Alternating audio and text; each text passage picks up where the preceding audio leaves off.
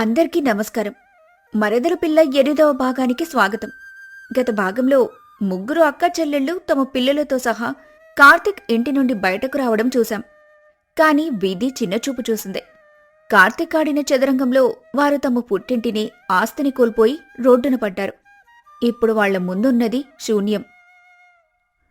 అనన్య, లావణ్య, దీప ముగ్గురు గేటు వైపు చూస్తున్నారు.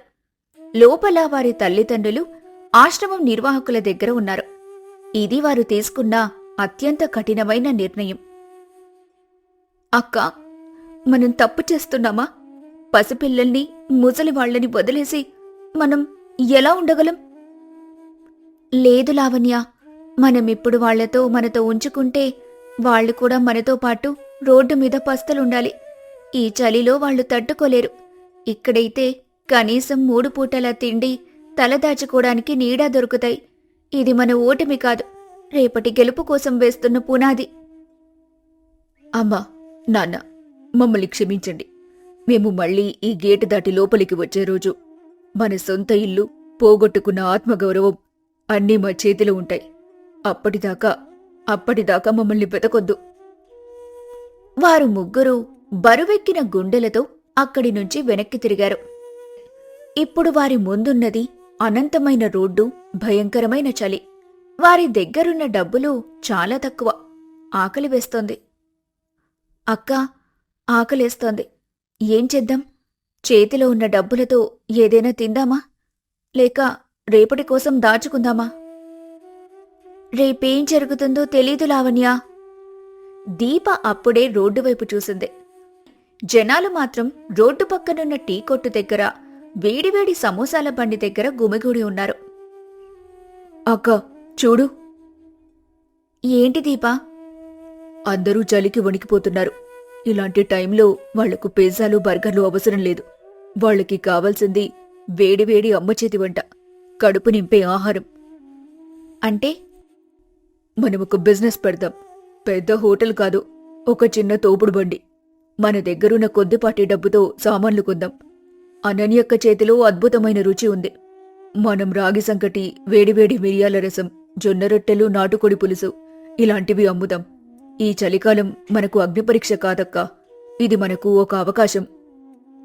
ఐడియా బాగుంది దీపా, కానీ రోడ్డు మీద నిలబడి అమ్మితే జనాలు ఏమనుకుంటారు?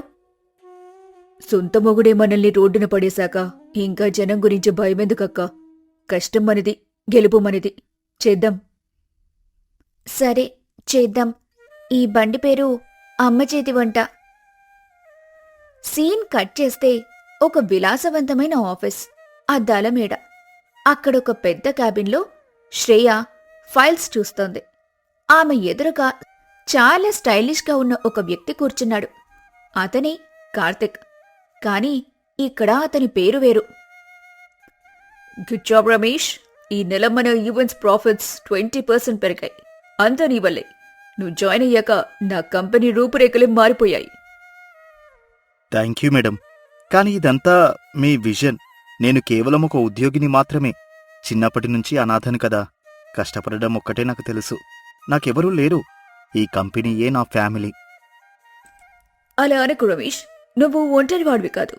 అయినా నీలాంటి సిన్సియర్, హ్యాండ్సమ్ అబ్బాయి ఇంకా పెళ్లి చేసుకోకుండా సింగిల్గా ఉన్నాడంటే నాకు నమ్మబుద్ధి కావడం లేదు. ఏం చేస్తాం మేడం, డబ్బు, హోదా చూసి వచ్చే అమ్మాయిలు చాలామంది ఉన్నారు. కానీ నన్ను, నా మనసును అర్థం చేసుకునే అమ్మాయి దొరకలేదు. బహుశా నా నుదిటి రాతలో ఆ అదృష్టం లేదేమో. అదృష్టం ఎప్పుడూ మన తలుపు తట్టిదు రమేష్, మనమే తలుపు తీయాలి. నేనున్నాను కదా, నేను నిన్నర్థం చేసుకోలేనా? కార్తిక్ లోపల సంబరపడుతూ పైకి మాత్రం ఆశ్చర్యంగా, మేడం, మీరు నన్ను... అవును రమేష్, ఐ లైక్ యూ. మరి ఇద్దరం పెళ్లి చేసుకుంటే ఈ కంపెనీ, ఈ ఆస్తి, నా జీవితం అన్నీ మనవవుతాయి. ఏమంటావు? శ్రేయ గారు, ఇది నాకు కలలో కూడా ఊహించని వరం. తప్పకుండా మిమ్మల్ని కళ్ళల్లో పెట్టుకుని చూసుకుంటాను. కార్తిక్ ముఖంలో ఒక వికృతమైన నవ్వు కనిపించింది. భలే దొరికావే బకరా. నీ ఆస్తి మొత్తం నా పేరు మీదకు మారాక నిన్ను కూడా అనాథాశ్రమంలో పడేస్తా. అని మనసులో అనుకున్నాడు. రోడ్డు పక్కన ఒక చిన్న తోపుడు బండి. లైట్లు వెలుగుతున్నాయి. జనం కిక్కిరిసి ఉన్నారు. అనన్య చకచకా వడ్డిస్తోంది. లావణ్య పార్సల్స్ కడుతోంది. దీప డబ్బులు తీసుకుంటూ కస్టమర్లతో మాట్లాడుతోంది. మేడం, అసలు మీ చేతి వంట అమృతమండి. రోజు పిజ్జాలు తిని బోర్ కొట్టింది. ఈ చలిలో మీ రాగి ముద్ద తింటుంటే స్వర్గం కనిపిస్తోంది. Thank you sir. రేపు రండి. రేపు స్పెషల్ ఉలవచారు క్రీమ్ ఉంటుంది. అక్కా, చూసావా? ఈ ఒక్క రాత్రే మనం 5,000 సంపాదించాం. ఇది ఆరంభం మాత్రమే లావణ్య. మన కష్టం మనల్ని కాపాడుతుంది. దీప పక్కనున్న స్తంభం మీద ఒక పోస్టర్ చూసింది. అక్కా, అది చూడు. శ్రేయ గ్రూప్స్ వారి grand winter food Carnival. Bus food stall కి 50 లక్షల కాంట్రాక్ట్ బహుమతి. అక్కా, ఇది మన కోసమే. 50 లక్షలు. ఆ కాంట్రాక్ట్ గెలిస్తే మనం మన ఇంటిని మళ్ళీ కొనొచ్చు. అమ్మ నాన్నల్ని పిల్లల్ని వెనక్కి తేవచ్చు. మనం అంత పెద్ద పోటీలో నెగ్గగలమా దీపా? అక్కడ పెద్ద పెద్ద రెస్టారెంట్లు వస్తాయి. రుచికి బ్రాండ్ అవసరం లేదక్కా. దమ్ముంటే చాలు. మన దగ్గర అదుంది. అప్లికేషన్ రేపే పెడుతున్నాం. Carnival organising office. Karthik application list check చేస్తున్నాడు. హఠాత్తుగా అతని కళ్ళు ఒక పేరు దగ్గర ఆగిపోయాయి. అమ్మ చేతి వంట. నిర్వాహకులు అనన్య, లావణ్య, దీప. వాట్? వీళ్ళింకా బతికే ఉన్నారా? అడుక్కు తింటారనుకుంటే వ్యాపారం పెట్టి పోటీకే వస్తున్నారా? అమ్మో, వీళ్ళు ఈ పోటీకి వస్తే శ్రేయ నన్ను చూస్తారు. నా అసలు పేరు కార్తీక్ అని, నేను వాళ్ళ మొగుడిని అని తెలిసిపోతుంది. అప్పుడు నా పెళ్లి పెటాకులవుతుంది. నా ఆస్తి ప్లాన్ గోవిందా.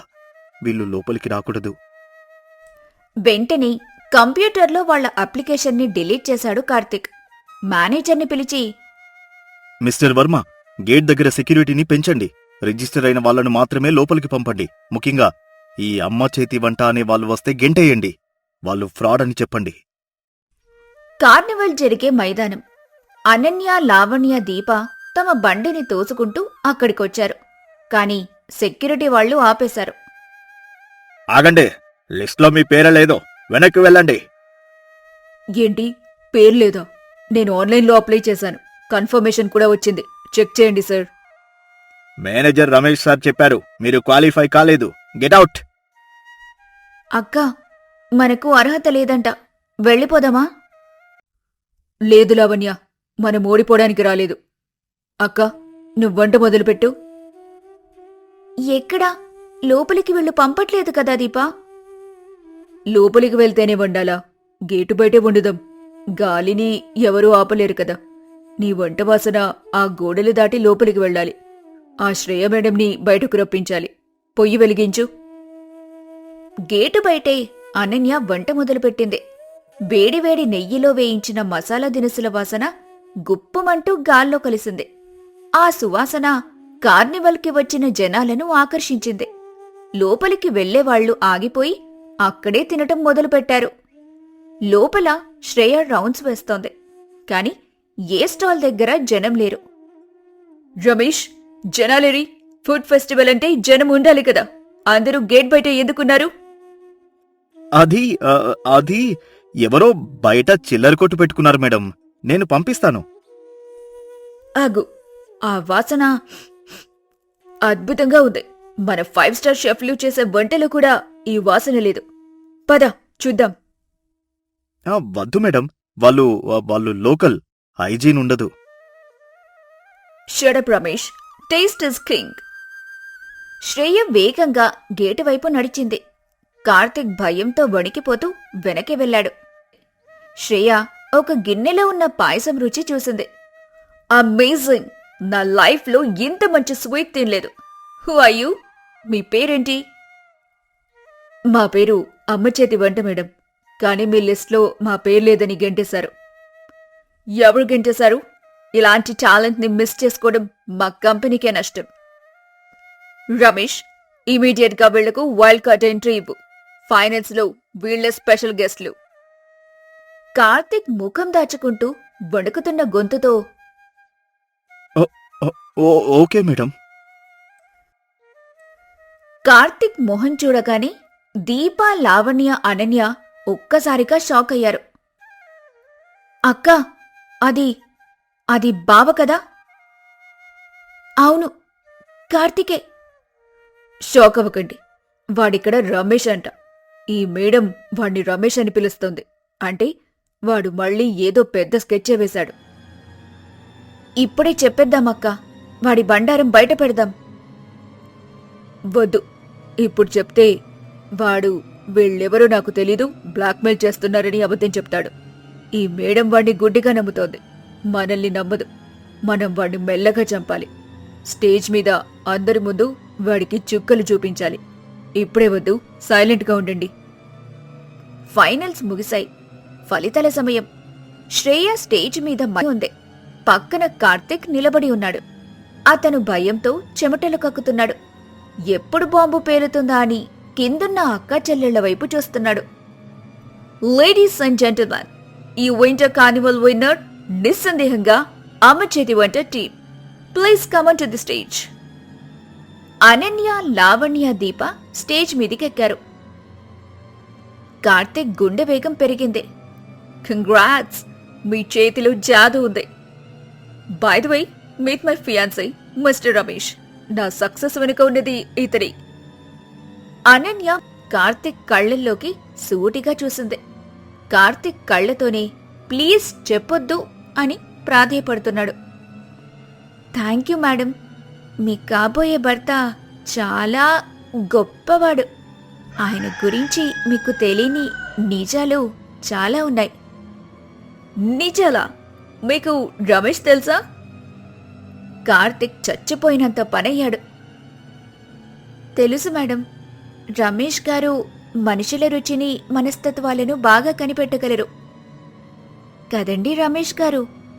మేము ఈ స్థాయికి రావడానికి పరోక్షంగా కారణం ఒక మోసగాడు. మా జీవితాల్లో జరిగిన ఒక పెద్ద ద్రోహం మమ్మల్ని ఇక్కడి దాకా తెచ్చింది. ఆ ద్రోహం చేసిన వ్యక్తి మాకు చాలా దగ్గరివాడు. అయ్యో, ఎవడా వ్యక్తి? ఇక్కడే ఉన్నారా? తొందరెందుకు మేడం, కథ ఇప్పుడే కదా క్లైమాక్స్కి వచ్చింది. ఆ వ్యక్తి ఎవరనేది త్వరలోనే మీకే తెలుస్తుంది. కార్తిక్ దగ్గరికి వెళ్లి కేవలం అతనికి వినిపించేలా, హలో బావా, సారీ రమేష్ గారు, ఆట మొదలైంది. నీ ఆస్తి, నీ పెళ్లి, నీ పరువు అన్నీ మా చేతిలో ఉన్నాయి. ఇకపై మేమాడించే ఆటను నువ్వు చూడాలి. సిద్ధంగా ఉండు అని అంది దీప. ఏంటి రమేష్, వాళ్ళేదో చెప్తున్నారు? ఏం లేదు శ్రేయ, వాళ్ళు నాకు శుభాకాంక్షలు చెబుతున్నారు. Thank you madam. ఈ 50 లక్షలు మా పిల్లల భవిష్యత్తుకి, మా తల్లిదండ్రుల ఆశయానికి పునాది. ఇకపై యుద్ధం ఏకపక్షంగా ఉండదు. ముగ్గురు అక్క చెల్లెళ్ళు గెలిచిన చిరునవ్వుతో నిలబడ్డారు.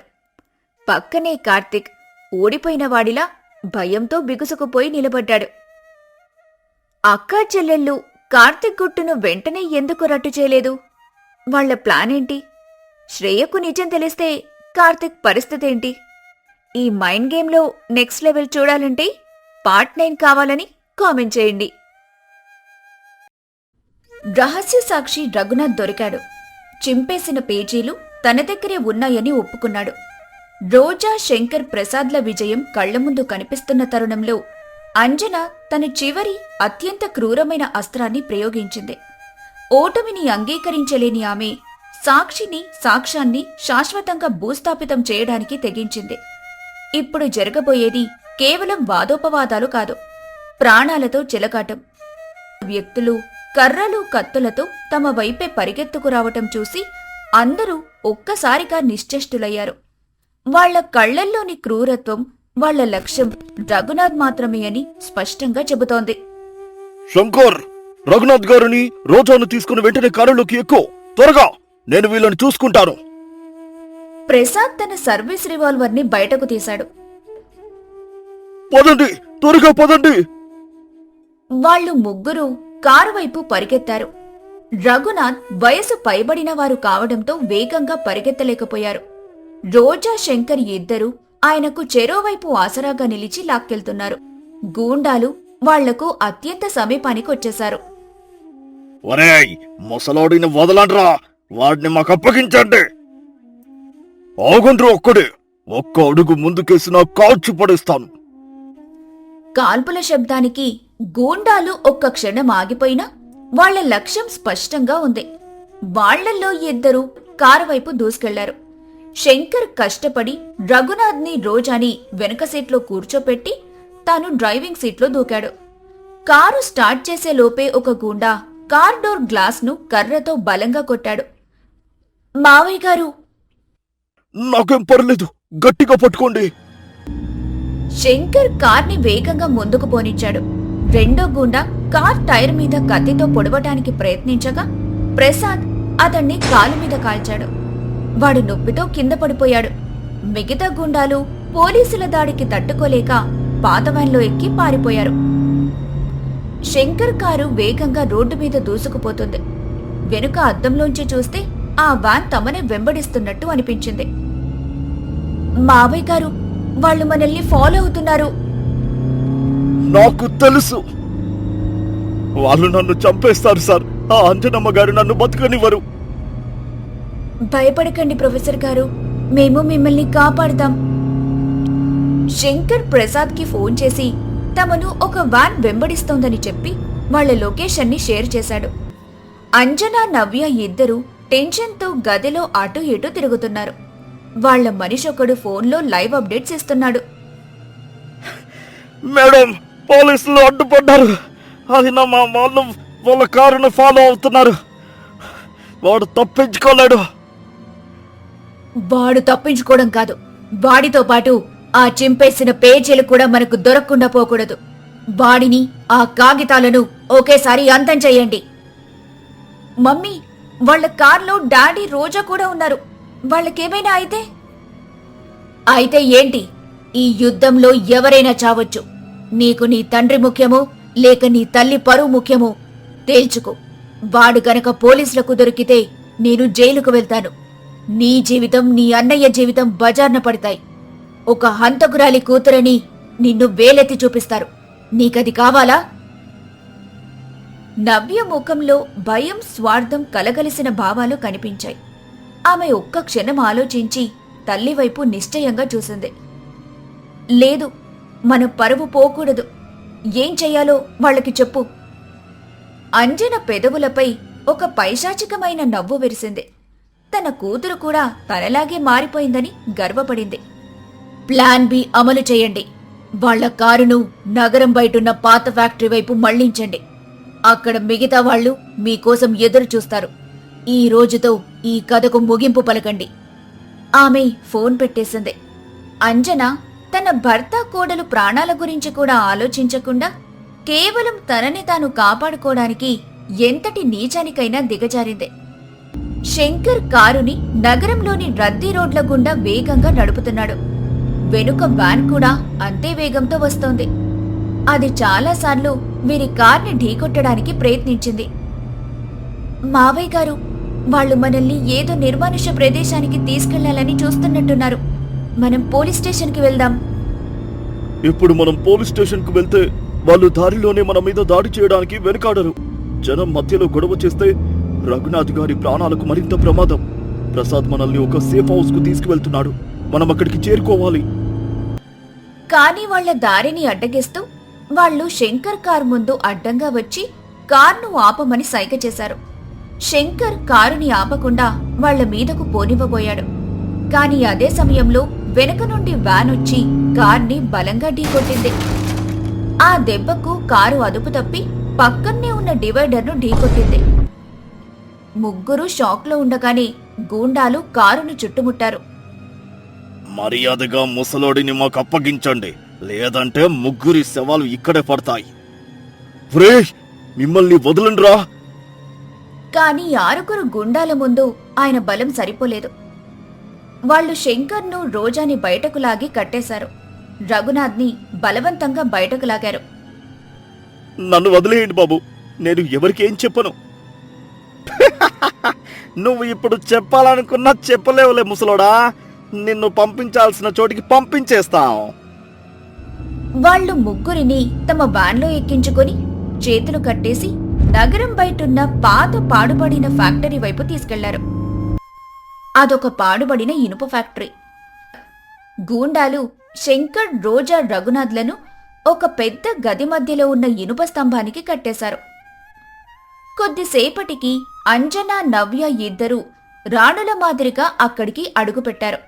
వాళ్లను ఆ స్థితిలో చూసి అంజన ముఖంలో ఎటువంటి జాలి కనిపించలేదు. ఏవండి, ఏంటిది?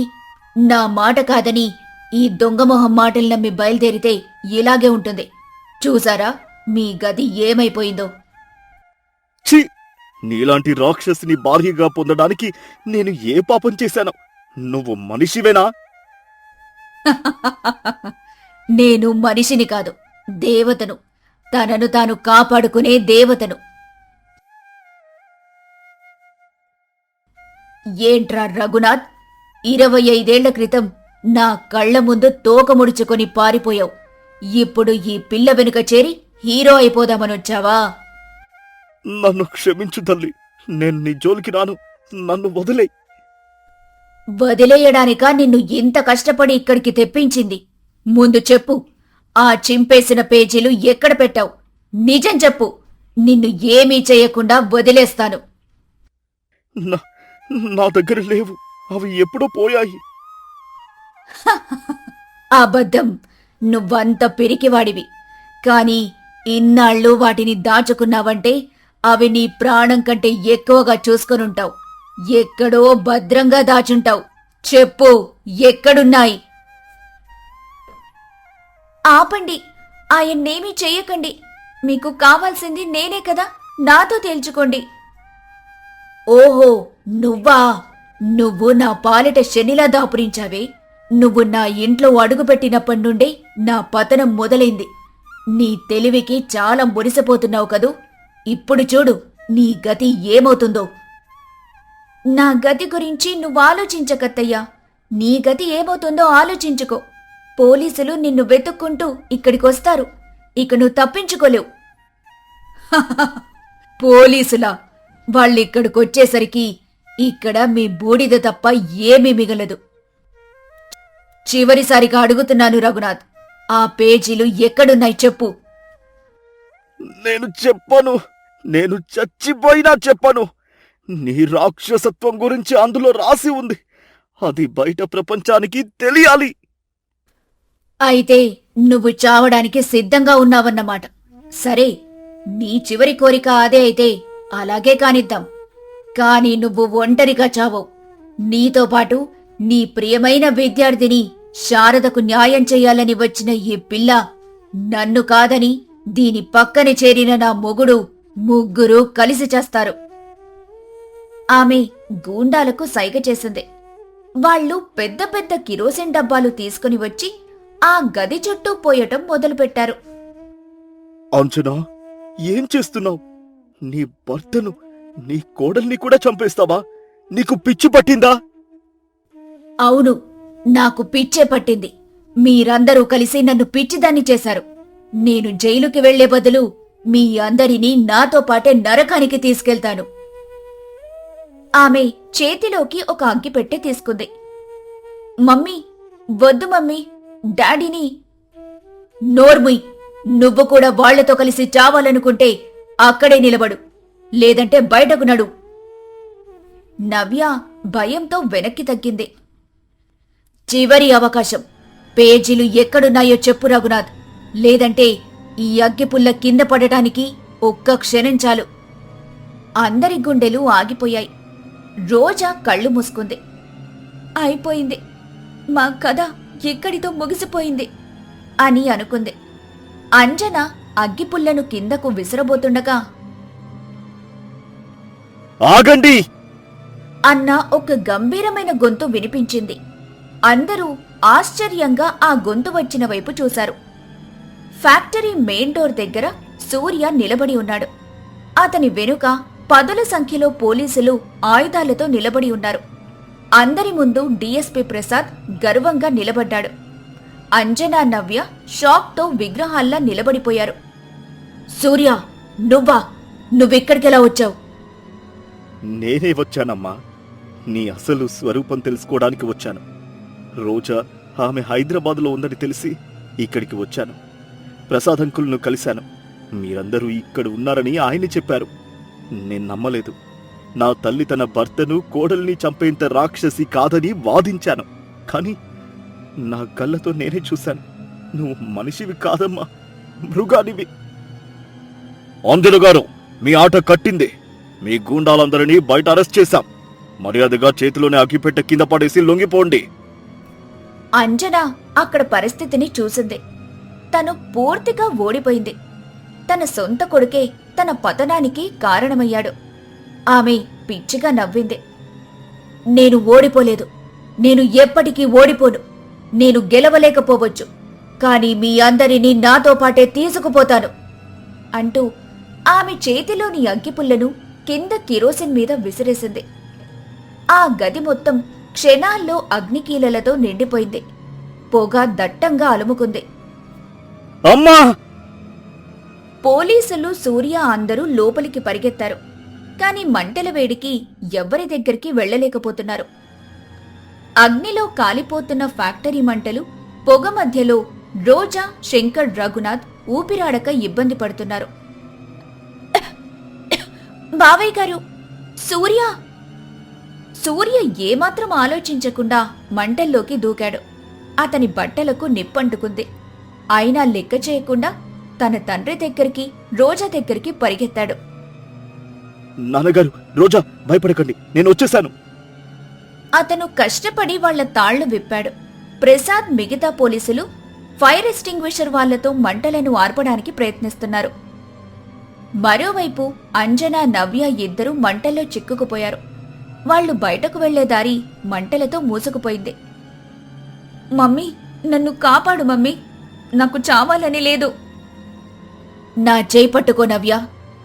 కాని అప్పటికే కాలిపోతున్న ఫ్యాక్టరీ పైకప్పు నుండి ఒక పెద్ద ఇనుపదూలం విరిగి నేరుగా వాళ్ళిద్దరి మీద పడింది.